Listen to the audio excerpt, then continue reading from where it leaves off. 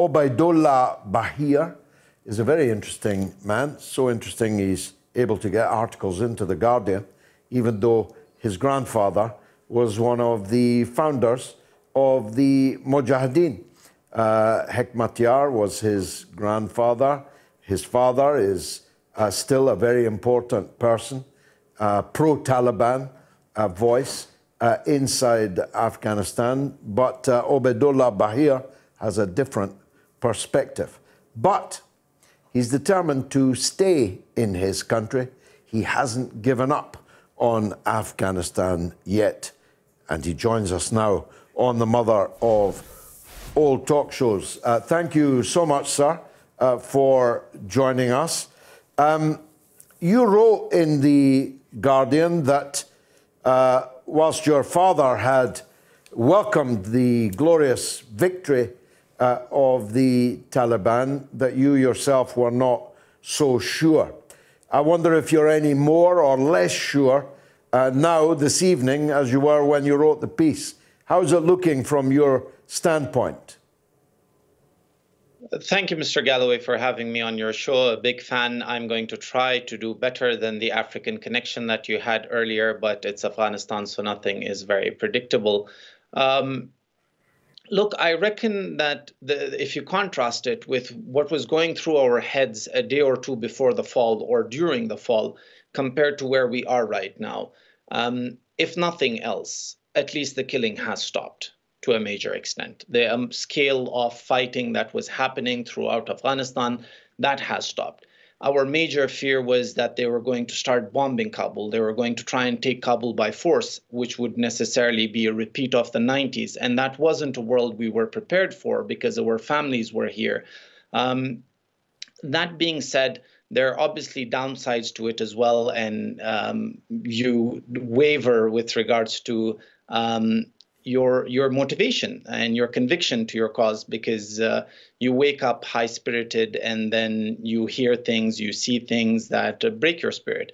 But we're trying. I mean, like even with universities today, the Taliban formed their higher education commission. They had their minister appointed as well yesterday.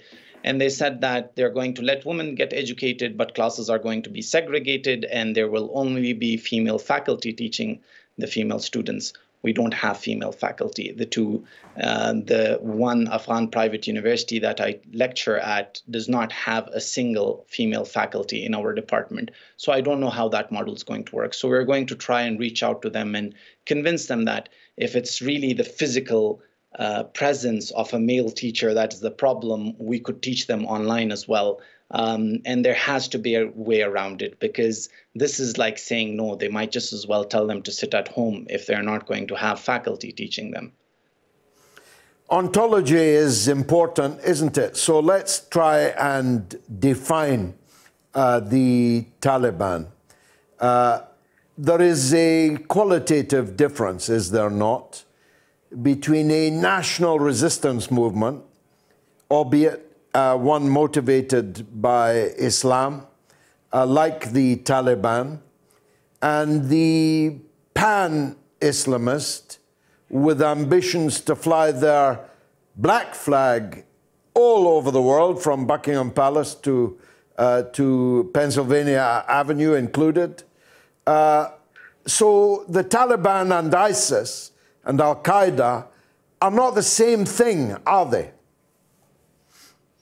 No, they aren't, actually. There's a lot of literature as well that segregates and divides, categorizes these people. With regards to jihadi Salafist groups as well, there are jihadi Salafist groups that really care for near enemies. Others care for far enemies. With regards to an emirate by definition is an Islamic state within one country, and it limits itself to that border. But once you declare a caliphate, which is what the Islamic State did, you're basically all over the world, and everyone has to come and give you a pledge of allegiance. So that basically negates the movements of Al-Qaeda, negates the movements of the Taliban. With regards to the Taliban and Al-Qaeda as well, there is a very long history there. There are familial ties there. Obviously, the Taliban, if they act rationally, there is an incentive to limit the movements and activity of Al-Qaeda within Afghanistan. But it's really scary as well as interesting to see how the Taliban would use their own expertise in battle and the same sort of headache they were giving the regime as to how they would handle another element that is the ISIS movement, and how they would deal with them. Again, the asymmetry of capabilities is very off here with regards to the Taliban were very strong, very well equipped compared to the Republic. As well, ISIS isn't really that big in Afghanistan, or ISK, to be more precise, isn't really that strong, that deeply rooted within Afghanistan. It has a lot of foreign fighters. It's just the fear was that if the Taliban had negotiated a more political settlement, the Taliban fighters that would have thought that their cause was betrayed, they would have turned to ISIS. Then ISIS or ISK would have been a much bigger problem. So right now it's something controllable. It's just that there was a huge security vacuum, and it was a collective failure on everyone's parts as to what happened at the airport. So we'll have to wait and see as to whether the Taliban really take their governance role seriously, whether they can administer this country, because right now they have armed people with turban pushing people around in the city, and that's not how policing is done, not through battle-hardened fighters.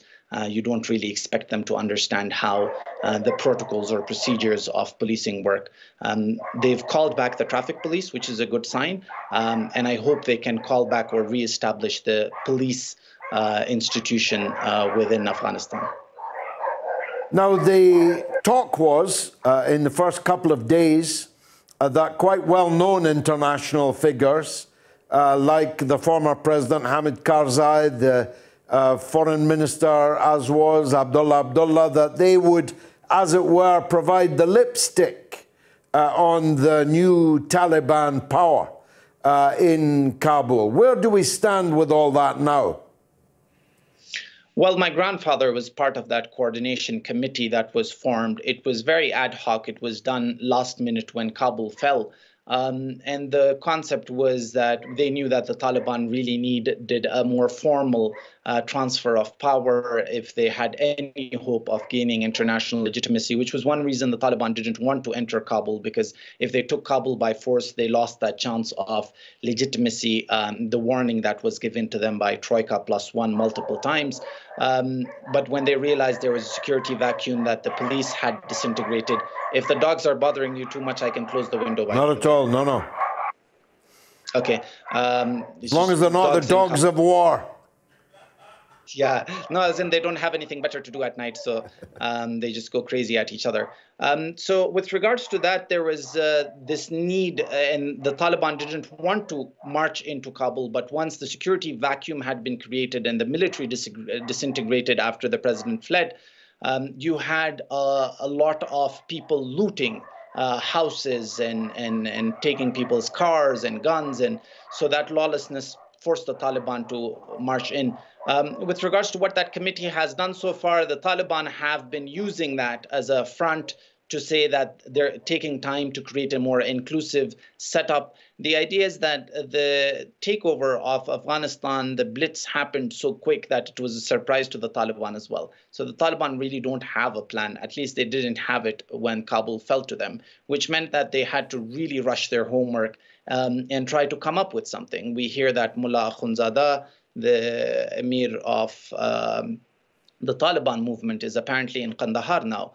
Mullah brother has gone there as well. They're having consultation. With regards to what the political system would look like, I guess, just like you said, there would be some facade of inclusivity. But at the end of the day, they don't have any reason to share power, because they came to power through a total victory. And you don't really see many groups sharing power from such a position of strength.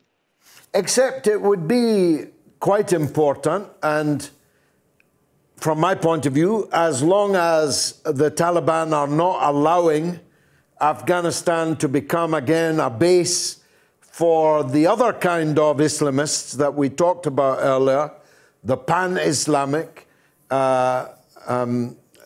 jihadists who wish to spread their ideology everywhere and are prepared to use violence to do so. As long as the Taliban does not permit Afghanistan to become again a haven for such people, there's no reason in principle, I stress in principle, why international recognition and trade and aid and so on cannot be concluded with the government in Kabul. And for that to happen, obviously the presence of Karzai and people like him would be valuable to them. So what would be in it for Karzai, Abdullah? What would be in it for them to be a facade for the Taliban? Look, there isn't much to gain, Mr. Galloway. At this point, the war is lost. The Taliban have won a total victory. So anything that comes their way is better than nothing. In a situation where there was actually talk in an article on New York Times, I think, that said that the Taliban had disarmed the guards of Hamid Karzai, and he was living now in Abdullah's house. So they have that, they can go to those extremes. With regards to international recognition and legitimacy, it's a very difficult balancing act, because the moment they strip the Taliban of any legitimacy, there are a few things that happen. A, the brunt of it is suffered by the common poor Afghan man, the economy, and so on and so forth. The other is you push the Taliban towards different patrons, so they will turn towards China, towards Russia, and then you lose all control.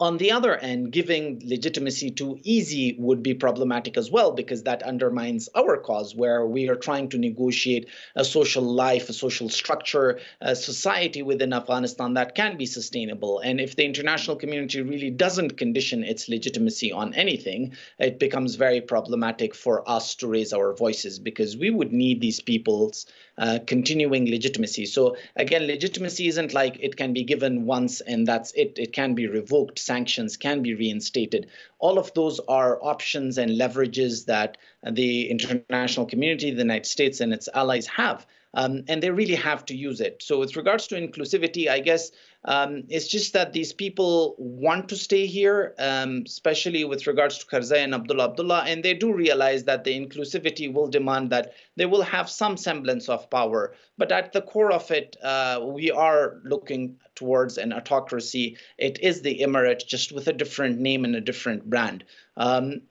And that's our sad reality. Like we could moan about it, we could cry over it, but this is it. It's happened. Now it's about how we deal with it, which is where me staying here starts. Because if I turn my back, like a lot of people who had genuine security reasons to leave the country, it'll just create an echo chamber. And we don't want the Taliban staying in an echo chamber, because if they keep doing what they're doing, they will end up being pariahs. They will end up becoming a fragile state, and fragile states are breeding grounds for insurgencies and pan-Islamist groups, like you said.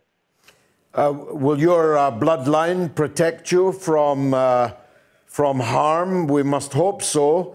I noted you wrote about the traffic cop who pulled you over and then asked God to bless you. Was that because of whose grandson you are? I mean, will you be safe to stay? Will you be able to speak, to write? Well, obviously, my stance doesn't fall in line with what my family stands for. But that being said, I am afforded a certain level of safety net because of whose family I belong to, and maybe the Taliban wouldn't rush into being on the bad books of that family. But no, most of my interactions with the Taliban have been as a common Afghan. I just wear my suit and tie, and when I come out of a meeting, the Taliban have stopped me, and they're pleasantly surprised when I meet them. Culturally, I understand the nuance of the culture. I've grown up in a political family. That's basically the ABCs that you're taught. So it's shocking to them, and it's a pleasant surprise to me as well, because these people are well behaved. Well, I'll tell you what. Let's hope, Doctor, that the surprises continue to be pleasant, and I hope you'll stay in touch with the show. It's been most interesting talking to you.